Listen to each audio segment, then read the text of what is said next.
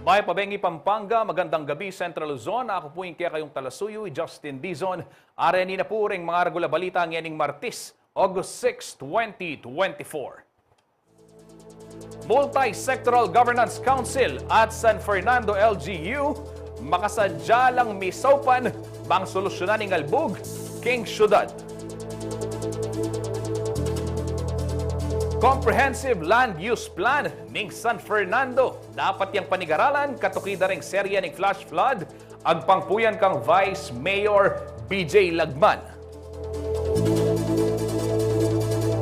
Kapitolyo at Starkey Hearing Foundation mimielang hearing aid at aliwapang ear health assistance karengke katamong Kabalen. Para ho sa mga balitang Central Luzon, Police Regional Office 3, sinabing wala pa raw na monitor na ibang Pogo Hub sa Central Luzon maliban sa mga nauna ng na-raid. At GKD Labels at CLTV 36 naghahanap ng bagong P-pop girl group.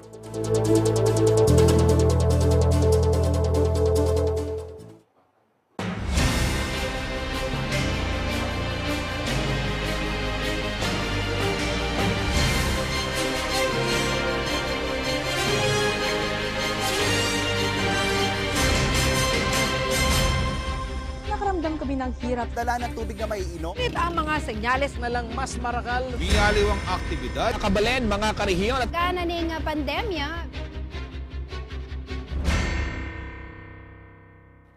Kabalen, kasalungsungan la pong mag-meeting ni Reni pong pamuntok na ning local government unit ning San Fernando, Pampanga at puing kaya bene po yung Multi-Sectoral Governance Council bang pisabyan po ding posibleng solusyon king albog keti po king syudad. At po kalin, ing kaya betamong Paulo G. Santos bang mamye latest updates kaya katamo. Koyang Paulo G, kumusta ing meeting ning multi-sectoral? Maka-live yaking CLTV 36 page mo naman Nano na ing pisabyan ken dengge katamo nga opisyalis ang poring magmasabal medibat ken private sector.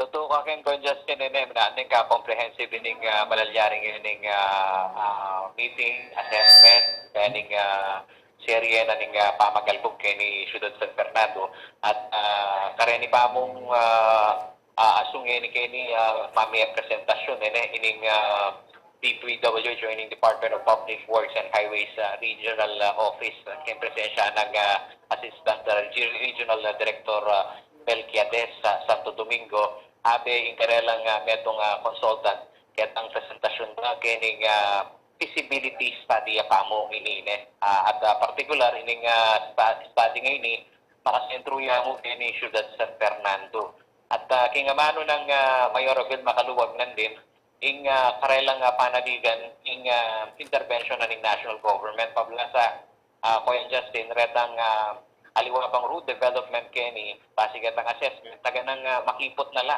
retang kai dalanan na ning danom magumpisa kining intersection kining Jose Abad Santos Avenue kay nanggana mo naman karening low lying area ing akakita rening commercial district na ning syudad ing peka apektado ning ing pamanuran kembabo kaluban na kining assessment na kon Justin taganang ing uran mo kini Ciudad San Fernando uling bayo ya pa miragasaing tanong taganang atinala naman kanong monitor kining area na ning Clark ang ning Angeles City kanya nga nang apromero na ning Agosto may bulagala rin ng Malena Fernandino nung bakit mabilis ing pamagragasa o flash flooding category na ning Dano Madinat ang kini Ciudad San Fernando. So karening presentasyon ba bigla na pisabihan itang river network in project area nga Manonda at training rehabilitasyon la kon Justin karening major waterways kini Ciudad San Fernando na ining Palawi Creek, Santo Niño Creek, Mapalad Creek at ining area na mo naman ning San Vicente Creek at ining Kalutkot Creek at tanggana mo naman kung dyan sinining metong malapit kining karatamong commercial district kining St. Jude Creek na filming Matasindanog hanggang kining Magliman Creek bigla din pisasabyan na nung makanano yung ma-rehabilitate ini. At uling ining pisasabyan tamo feasibility study ya pa kon Justin. Bigla tan rening miyembro na ning multi sectoral governance council itang ngaman wanda sa ng flat summit kasi nung mayari ang ano yung feasibility study at implementation na sabihan naman mo ining 1.8 billion project ini mo siyudad San Fernando nung sakali naman maging favorably karetang kasiping balen ko Justin kanu ni paltutu ini Reni rin komento dari ining business man o ining dating presidente na ning Pampanga Chamber of Commerce and Industry director o ining direktor kasalong sukat na ning PAMSAM Tito Rene Romero iting punana anya ingkarelang kayausan na Paul Justin taga ng mika integration karening floodways karening kasiping dang balen ang gana ketang milwaling danom kaning Pampanga Bay anda mo naman ning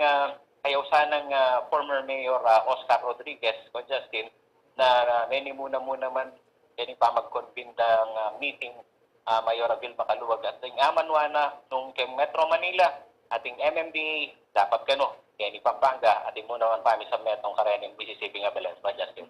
Well, Kuyang Paulo, ining babanggitan mo itang pamisan metong karing Mississippi nga balen. Nino kanuing mag-initiate at kapilan taya mo naman na akakit o panenayan ining master plan, ining feasibility study, gagawa na ning DPWH. O Justin, yung kayo sanang former Mayor Oscar Rodriguez, dapat provincial level yata na yung kanong manimuna keni, huling itang flood summit na Manwanda, dapat maging yung mas komprehensibo kasi encounter na mo naman kanong panahon ng iyang alkalde, kanong kabayat na gagawang solusyon nung karening kasiping mong balen na metong lamo naman kitang may sabing catch basin, dadala mo pa rin yung ibabagsak at mo itang piyaka-outfall ilang sasapo.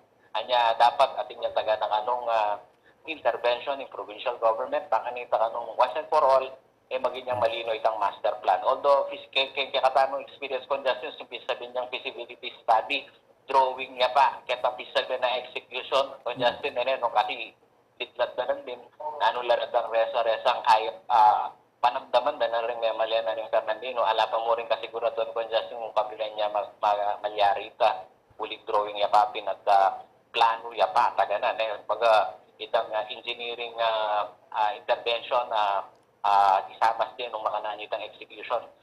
Netong niya pang panahon mo naman nita, baka nitang punandalang i-konsultan dala rening miyembro na ning komunidad o rening stakeholder ko, Justin. Okay, dakala. Salamat, Paulo G. Santos, para kang report. Makibalita tamo pa pasibayon. Uling ongoing niya pa po ining meeting ning Multi-Sectoral Governance Council at ning San Fernando LGU. Dakala salamat, Paulo G. Santos. Ken pong kaugneng balita mo naman, manwalaya po San Fernando, Pampanga Vice Mayor BJ Lagman. Dapat ning panigaralan pa si Bayo ing comprehensive land use plan na ning syudad katukida po ring serye daring flash flood. Dakal na po kasi kanu pa magbayo, lakwas mabilis ing progreso kayong kabisera na ning Pampanga, asentro na naman po ning Region 3. Ayun po yung report.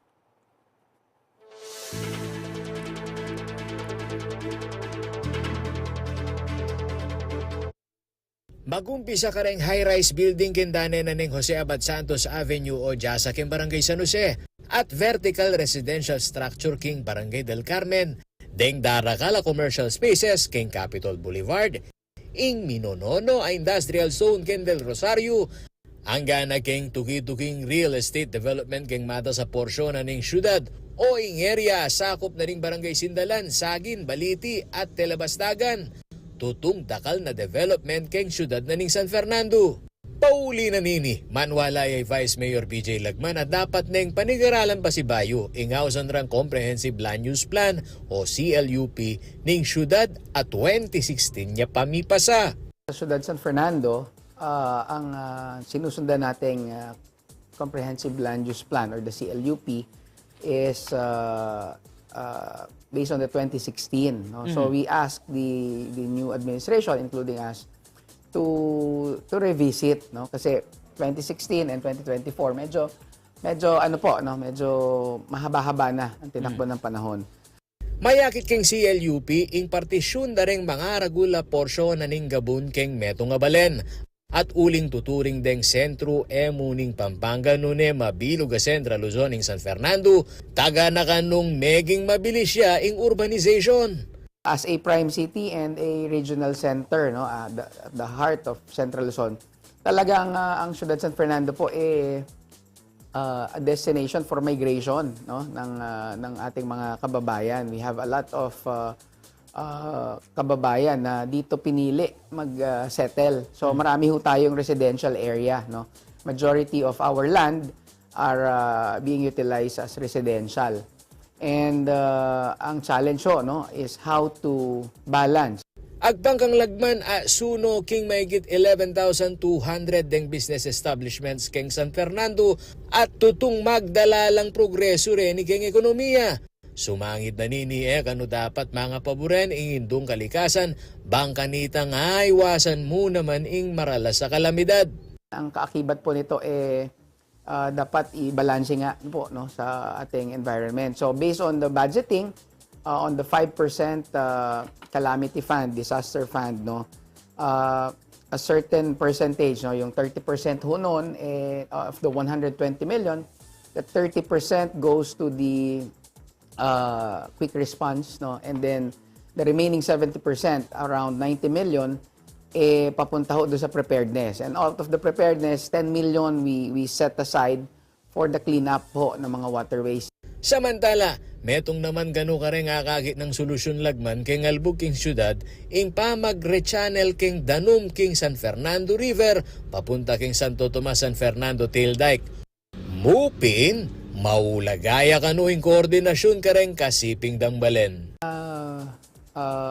In flow na Danum, along from the upstream going down, ing sapo po kasi is the San Fernando River. So anya po karinya may kabit na install itang kay katamong pumping station going to the Tail Dike. And Tail Dike po kasi controlled dya po ala pong community, ala pong baleng mapeperwisyo inside the dike. The reason why karin po outfall. So as a courtesy po karening kakatamong adjacent or karening downstream tamon like ing Santo Tomas, ang papuring other Minalin, karen niya po inflow, but kailangan ita pong pamagluwal is regulated pa rin. Panaligan na kanungen ning San Fernando LGU ing execution aning Drainage System Master Plan ning Department of Public Works and Highways o DPWH. Bukeng syudad, nune pati ka rin kasiping nga balera ning Bacolod at Santo Tomas. Sisikapan na pamurin ning CLTV 36 News nung kapilan niya magumpisa ingaw sandang Master Plan ning DPWH aing Regional Office 3 yakanong Manibala. Ako yung kaya kayong talasuyo ay Paulo G. Santos, ating pusong makabalen. Kaya ngaliwa pong balita ang timong pamagsadya para kayong daratang nga eleksyon king Mayo ning tutuking Banwa. Magsadya pong midaon satellite registration ng Commission on Elections o COMELEC San Fernando, Pampanga, karen pong may ayaliwang lugal kaya tiking syudad. Para po karen first-time voter sa EPA may rehistro o karen pong dati ng botante bisang mag-transfer o kaya mag-update registration malyari kong munta king Robinson Star Mills, Pampanga, king Webis, August 8. Kinabukasan naman August 9 at Suya king Santa Teresita Barangay Hall ing COMELEC. August 10 naman king San Juan Barangay Hall. Kabang king August 13 to 15 kini pong SM City Telabastagan at August 16 mika satellite registration din po king Pampanga High School. August 17 naman muntano man po king Malpitik Barangay Hall at king A20 hanggang A22 ang pong A27 hanggang A29 at sula po rin COMELEC king SM City Downtown ken pong Ciudad San Fernando yan. Ing San Fernando Jail District naman ing Karelang Puntalan king August 23 kamang August 24 ken la pong Lourdes Heights king Barangay del Rosario ken pong August 30 at sula po ing satellite registration king University of the Assumption at king August 31 naman king De La Paz Norte Barangay Hall. Pagkanakana po ning COMELEC kareng sablang bisang parehistro, eyo po kakalingwan magdalang metong a valid ID. Pakasaraya naman po ing Office of the Election Officer ning syudad kabang ongoing po ining satellite registration.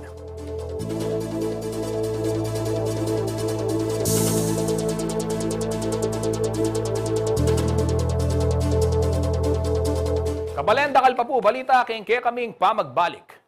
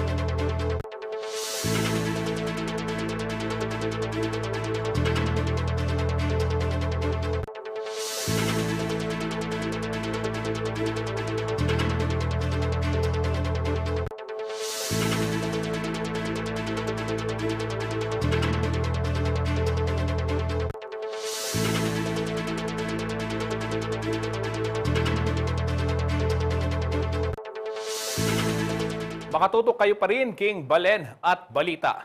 At po king 1,500 na kabalendeng asopa ning provincial government na ning Pampanga at ning Starkey Hearing Foundation bang makaramdam masalese. Naman po describing tula da rin kaya katang dodimbalang pasyente kaya rira pong mika na rin karelang hearing aid. Silipan tayo po yung milyaring medical mission king report ini.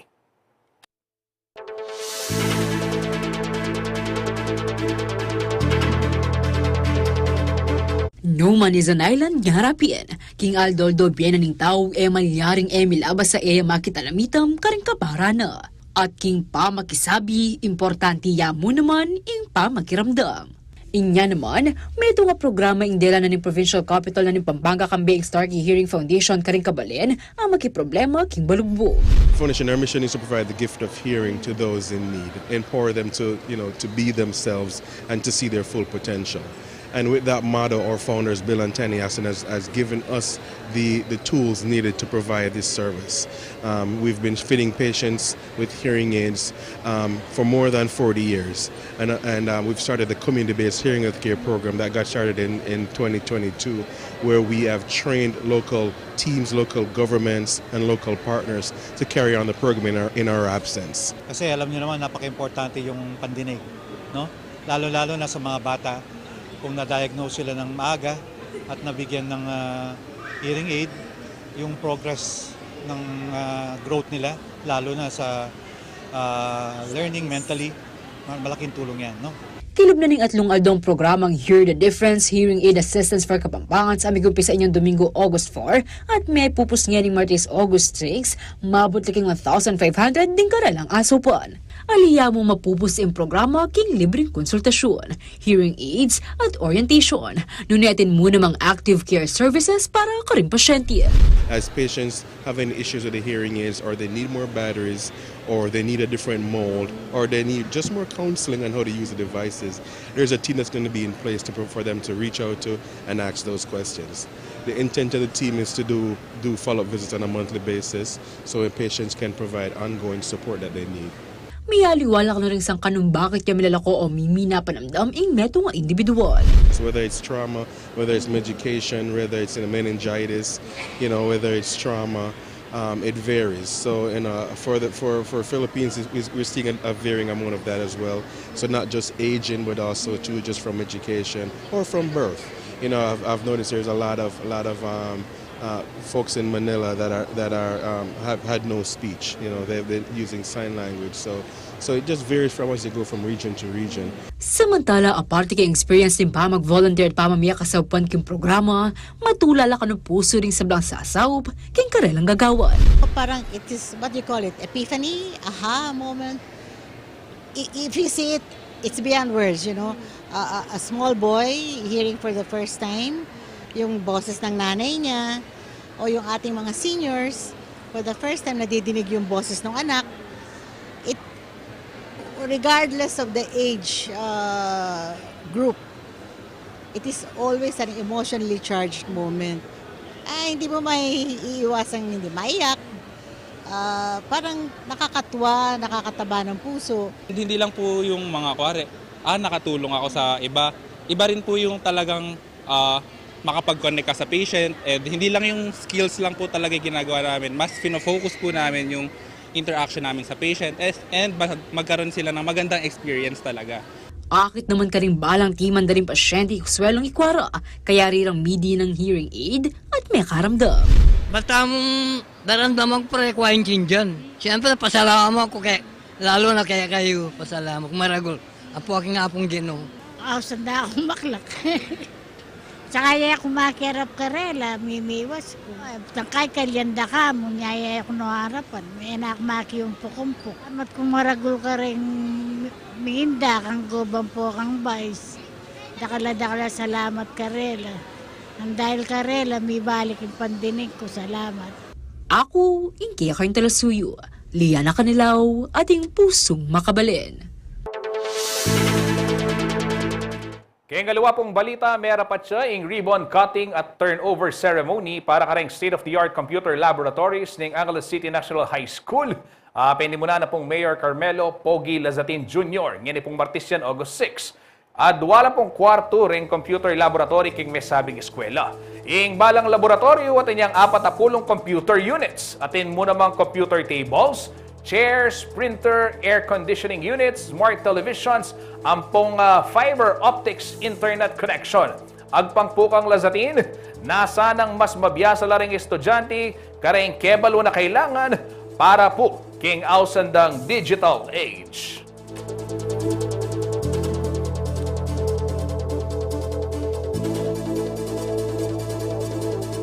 Samantala, pisasabihan niya po ngeni king 20th edition ng Cinemalaya Film Festival. Ing entry na po ng Kapampangan filmmaker ay Brian Carlo Amparado, makarikil po king pamangamit medical marijuana. Nasa na kanuning pelikula ay mibuklat lakay sipan at panimanman din publiko bangil ako itapong stigma. Dikil king may sabing tanaman, makahulo kano. Ay hindi po yung report.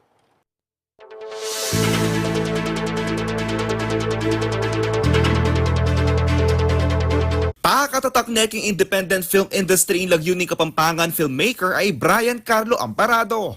May kilala na rin kayang pelikula karing miyayaliwang film festivals kalupan na namuning Sine Kabalen, Sine Kabataan, Precious Pelikula Filmmaking Contest, Cinema Rehiyon, Cinemalaya Gawad Alternatibo, 50 Film Festival at laliwa pa. Mapilan ka rin kayang obra ring short films at Tuknang Murin, Pipoy Malibi, Kabatingan at King Sepu ning Pabelu.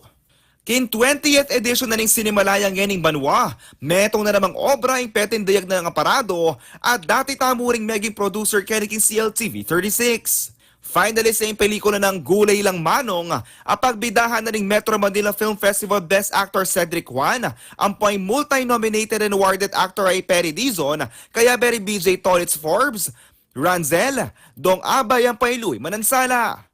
Tungkol yung story na ning Gulay Lang Manong king pamagligtas na ning meto nga apo, king kaya nga po, king meto nga marijuana cartel kabang sa kasawping meto nga pulis. Nasa na kanuning dramedy film apututan ning misconception na po stigma king medical cannabis o marijuana king bangsa. Megumpisa ning ayalben ning pelikula king miyayaliwang senihan at malyari ko pang tagal kabalen, mupin kanyang Metro Manila pa kalabasin ni. Showing yung iniking Greenbelt king August 8, 8:30 p.m. at August 10, 11 p.m. Malyari-yarin Ayalben king Ayala Malls, Manila Bay king August 7, 5:30 p.m. at August 10, 2:20 p.m. King Market naman, potang 8:30 p.m. ning Bengingen ning Martes at king August 10, 5 p.m. August 8, 8:30 p.m. palagay naman ini king UP Town Center, makanya mo naman king August 10, 11 a.m. Ngayon August 6, 8:30, showing yari ning Gulay Lang Manong king Trinoma, pasibayo yung milagay ni karin king August 10, 5 p.m. Yako pigya ko yung talasuyo JM De Jesus, ating pusong makabalen.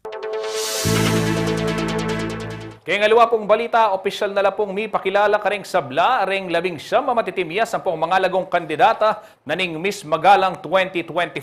Kini po pilinan da, ing bayong reyna na ning balen na manalili po kang Miss Magalang 2023, Gabriel Fuentes Galapia.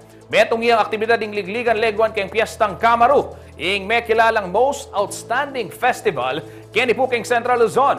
Agpangking alkalde ning Magalang ay Mayor Malu Paras Lacson, paintunan dangin ning Banwa ing Magalenya makapamya inspirasyon, ang po ing ating masating kwento, aapasa ka rin niya yaliwang generasyon.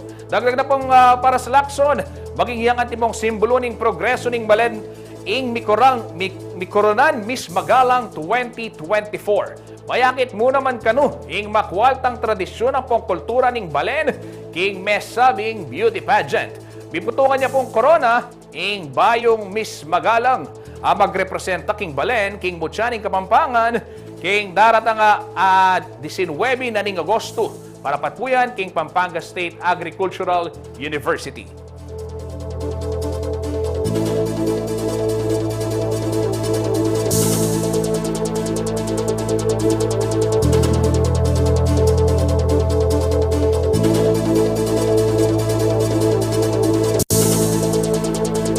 Dangal pa po balita king pamagbalik ning Balen at Balita.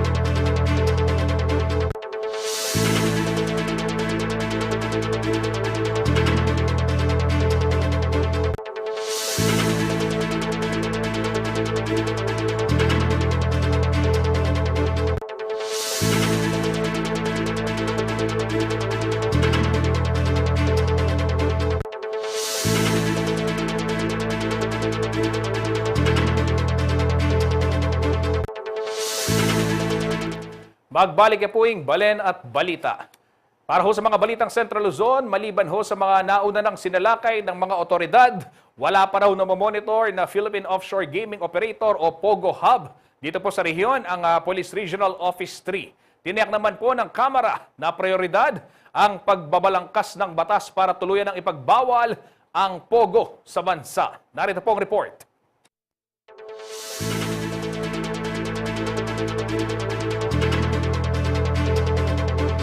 Effective today, all POGOs are banned.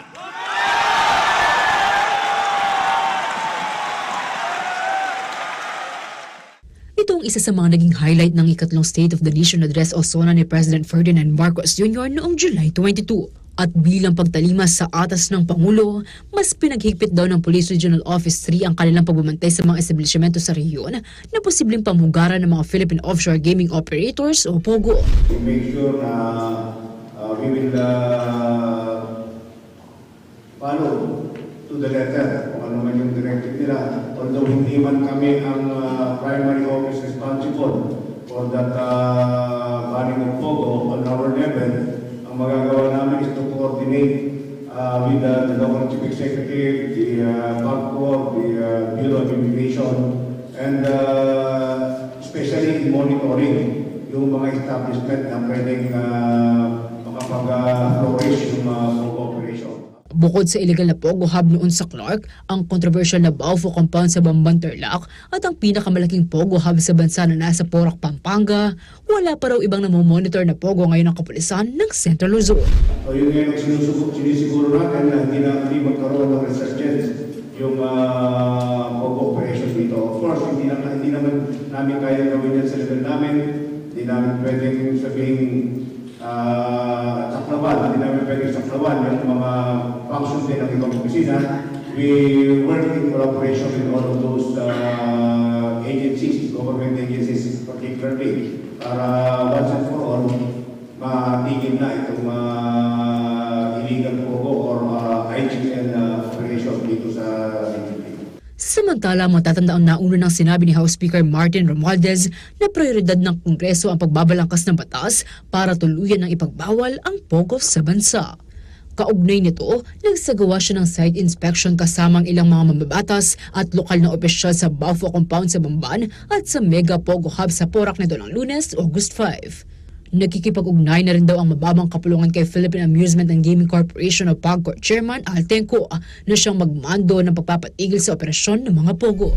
Pakikigitan din natin si Chairman Altenco kung anong kailangan niya sa Kongreso kasi kami po ang handang-handa tumulong para itutupad niya yung utos ng Presidente.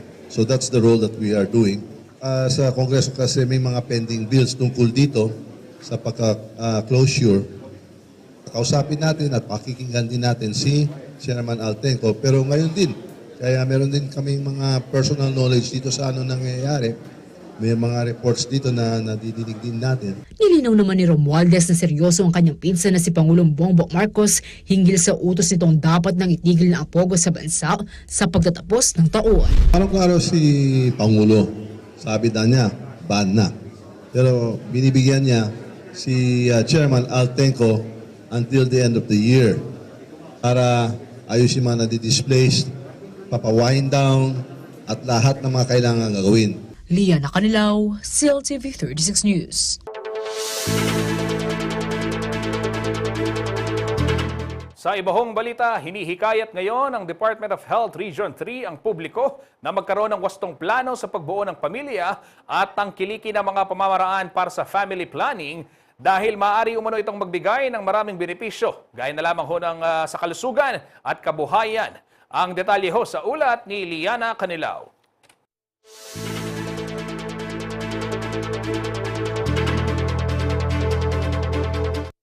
Itinalaga ang buwan ng Agosto bilang Family Planning Month sa pamamagitan ng Presidential Proclamation No. 429 Series of 1994.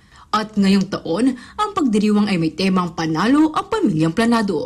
Tara, usap tayo sa family planning na naglalayong paigtingin ng pagbibigay kaalaman sa publiko hinggil sa kahalagahan ng wastong pagpaplano ng pamilya. Sa ilalim ng family planning program ng gobyerno, tinutulungan ng mga mag-partner o mag-asawa na magkaroon ng hustong bilang ng anak at wastong agwat ng pagbubuntis. Sa pamamagitan nito ng paggamit ng ligtas, mabisa at dekalidad na modern family planning methods. Isa rin sa mga layunin ng programa ay mapigilan yung mga tinatawag nating unplanned pregnancies o yung hindi planadong pagbubuntis o yung mga high-risk pregnancies o yung mapanganib na pagbubuntis na maaaring maging dahilan ng pagkamatay ng ina at sanggol.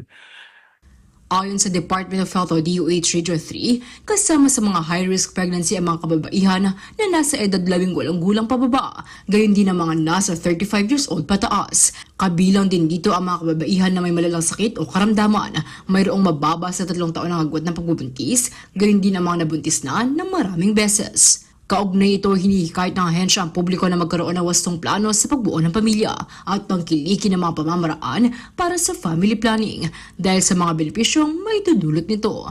Para sa ina, pagbalik ng lakas at pagbuti ng kalusugan, sapat na panahon para sa pamilya at maayos na pag-aalaga at pagpapalaki ng mga anak.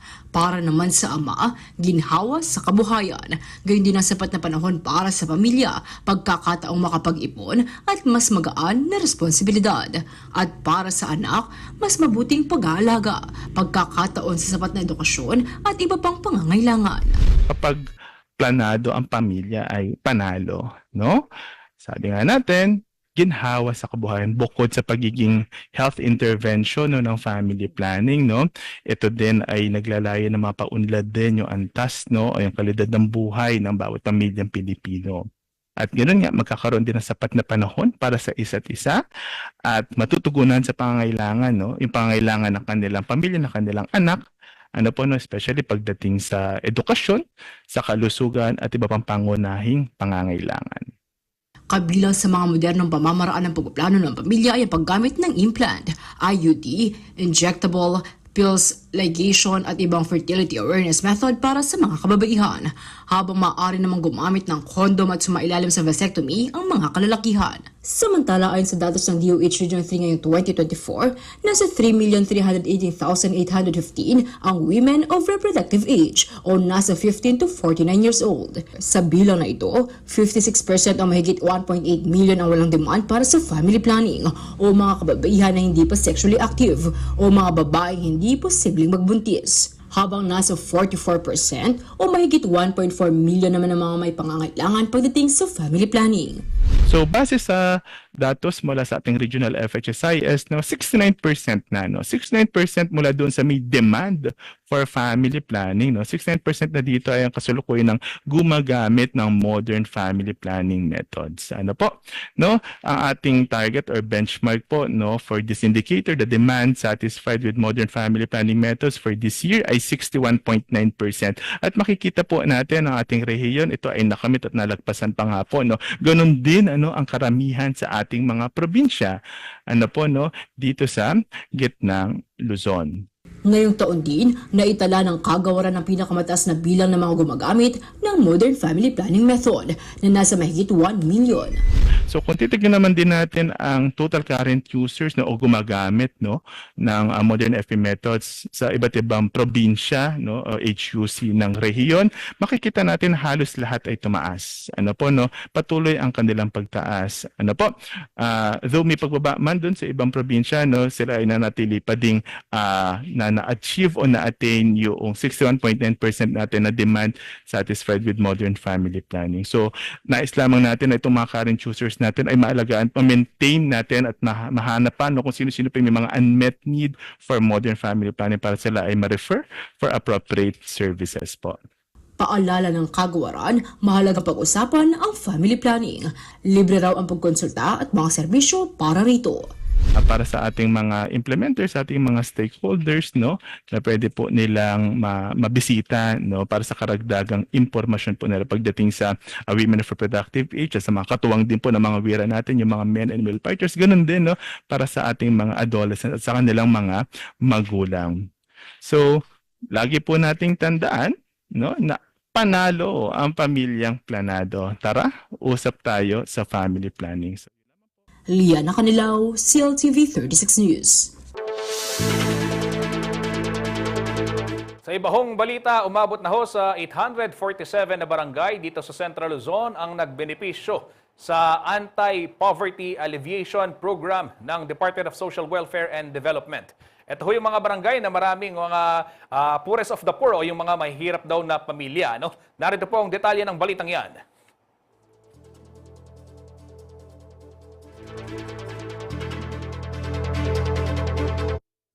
Maraming barangay sa Central Luzon ang nasa hanay pa rin ng mahihirap na lugar batay sa pamantayan ng Department of Social Welfare and Development o DSWD. Sila ang puntiriyang matutukan ng ahensya sa ilalim ng Kapit-Pisig laban sa kahirapan, Comprehensive and Integrated Delivery of Social Services o Kalahi SEEDS program. Ito ay programa ng Department of Social Welfare and Development o DSWD na matagal na umano nilang isinasagawa upang maibigay ang basic services at turuan ng mga mamamayan sa local planning, budgeting at implementations ng kanilang mga programa. Isa itong community-driven development upang maiangat ang pamumuhay ng pamilya sa kada barangay. Ito po ay isang programa ng DSWD. Actually, it is an anti-poverty alleviation program na pilot po ng year 2022 sa Dolores, Quezon.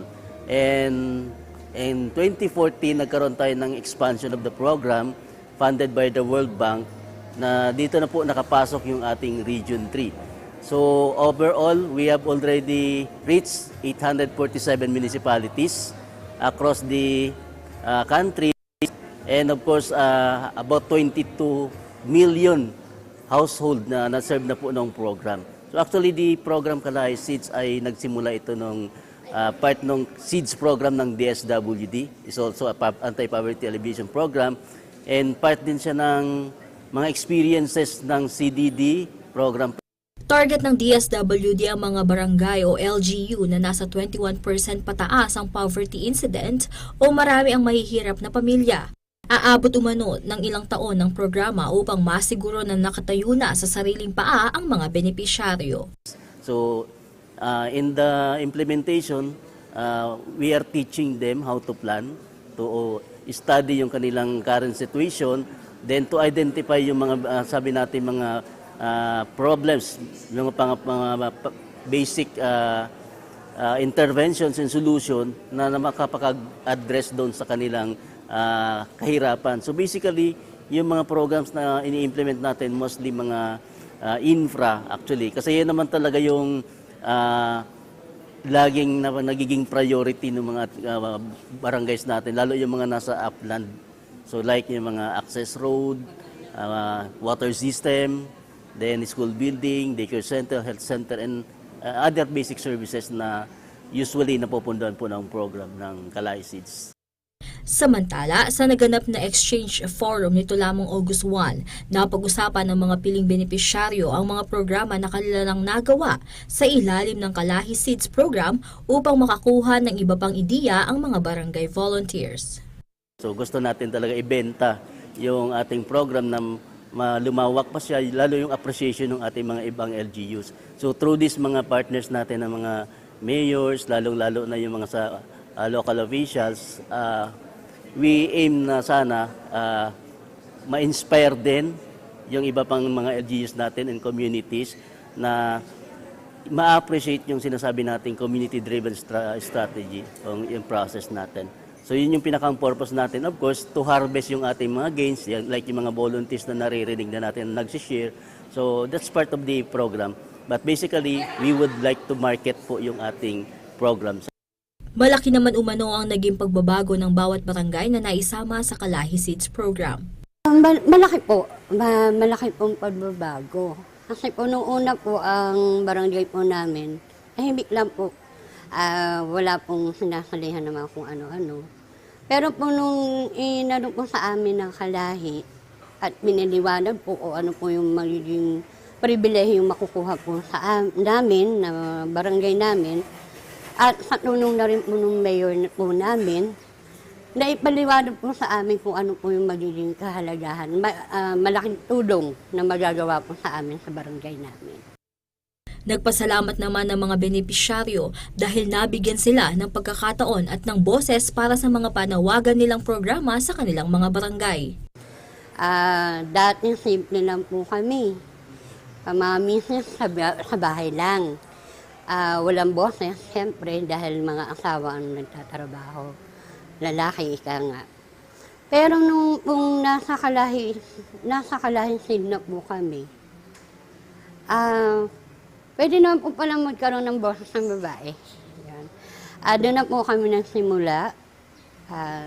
Natutunan namin na lahat ng bagay dito o lahat ng pwedeng gawin sa barangay man, sa bayan man, pwede pala pantay-pantay. Lalaki, babae. Walang pinipili. Samantala, sinisiguro naman ng DSWD na magpapatuloy ang paghahanap ng mga programa na makakatulong sa pag-angat ng pamumuhay ng bawat Pilipino. Kasama si JM De Jesus, ako si Danny Cagino para sa CLTV 36 News. Marami pang may init na balita sa aming pagbabalik.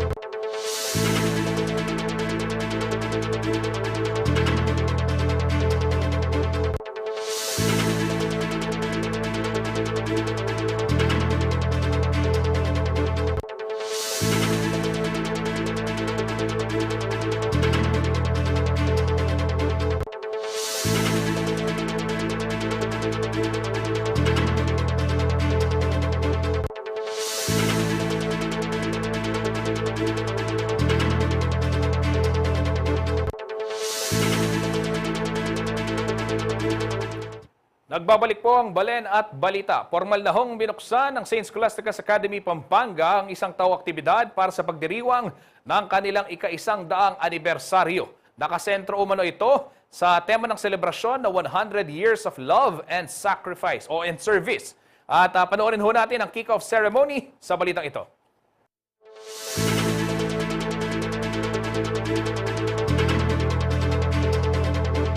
Asahang magiging masaya, makabuluhan at puno ng pag-ibig at pagsisilbi ang pagdiriwang ng anibersaryo ng isa sa mga kilalang institusyon sa edukasyon dito sa siyudad ng San Fernando sa susunod na taon.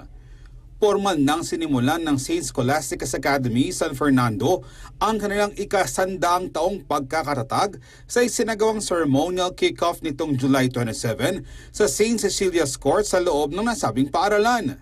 Pinangunahan ni Sister Mary Jo Mananzan ang aktibidad kasama ng mga estudyante, guro, magulang, lay partners at iba pang mga bisita. Tema ng centennial anniversary ng Saintsco ay 100 years of love and service. At yun po ang nakikita kong significance doon na all throughout ang nag-urge sa amin na mag-continue ng mission namin is the love of Christ. Sabi nga, Christ urges us. Nandoon po yan sa Holy Rule ng Holy Father Benedict namin. Kaya ang significance po itong 100 years is that all throughout this 100 years, so many people have shown love.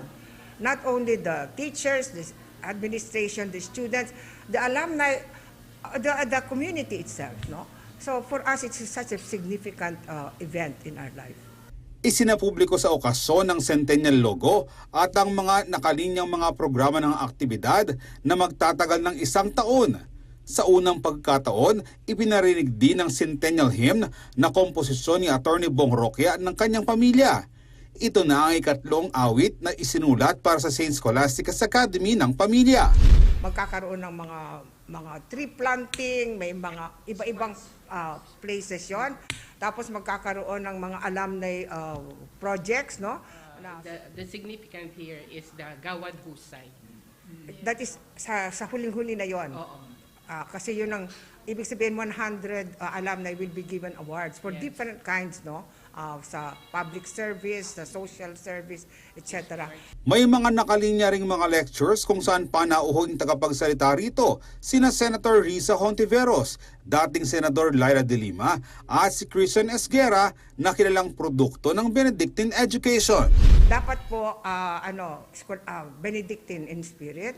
And of course, prominent people naman din, no? Kasi like si Risa, nakita nyo naman how brave she is in, tackling very, very, what do you call that, actually threatening issues like Kibuloy and Pogo and all that, and how brave she was, diba? At of course, Lyra De Lima, my goodness, the weaponizing of the law as exemplified by how they treated her.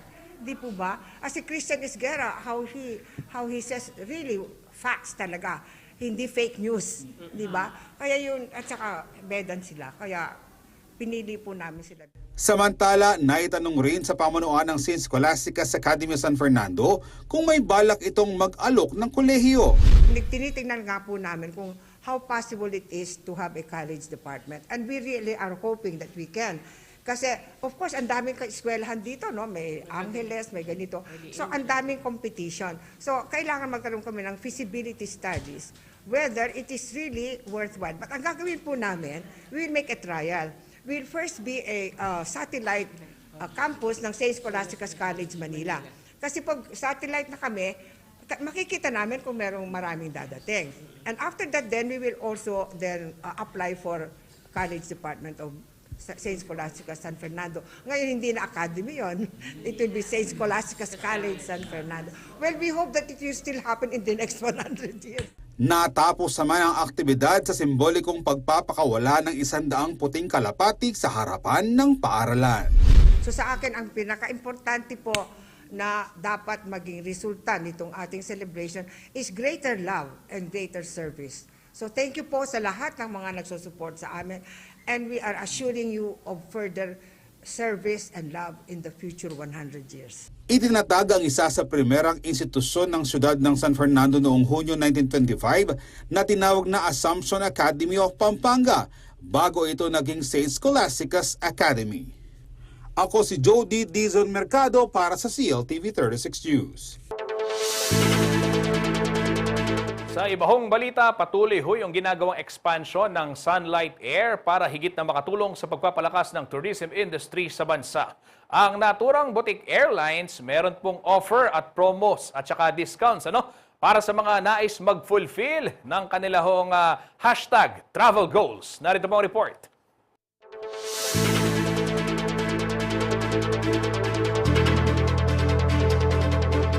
Abalaro ngayon ang Department of Tourism sa patuloy na pagpapalakas ng tourism industry sa bansa. Kabilang sa mga programa ng kagawaran ang pagtatalaga ng mga tourist first aid facilities sa ating mga major travel destination. Gayon din ang paghahanda para sa World Expo 2025 na gaganapin sa Osaka, Japan sa susunod na taon. Pero ang tagumpay ng tourism industry hindi lang daw nakasalalay sa gobyerno, kundi maging sa pakikipagtulungan din ng private sector. Kaya naman ang Sunlight Air patuloy daw sa pagdaragdag ng kanilang mga flights, gaya na lamang sa Clark International Airport. So currently, we're trying to expand more flights here in the Philippines, so para at least we can boost more travel sa mga destinations. So more flights, more stimulating the economy. So yun ang one of our plans to help the DOT on. So currently, we're exploring the other markets, so Clark. So we're looking at Clark as one of the best as a destination. So looking at Clark, it is hailed as one of the best airports in the world. So parang it is a good move siguro na to move to Clark na para at least it will give more tourism sa Clark Airport. So to make it known. Now we have one of the best airports in the world. Travel and explore more for less. Ito ang pangako ng Sunlight Air. So Sunlight Air is a boutique airline in the Philippines. So it started last 2020 during the pandemic. Currently, Sunlight Air, very unique ang Sunlight Air because it's a boutique airline. So currently, we offer world-class service pero it is very affordable.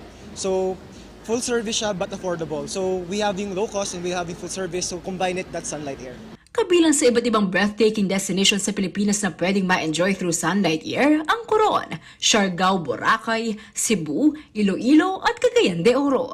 Nito lamang Sabado, August 3, inilunsad ng Sunlight Air ang kanilang 3D Grand Travel Fest sa Palm Drive Activity Center ng Glorieta sa Makati City. Enjoy naman ang mga attendees at iba pang mall goers dahil sa exclusive offers, deals at options na handog ng Boutique Airline.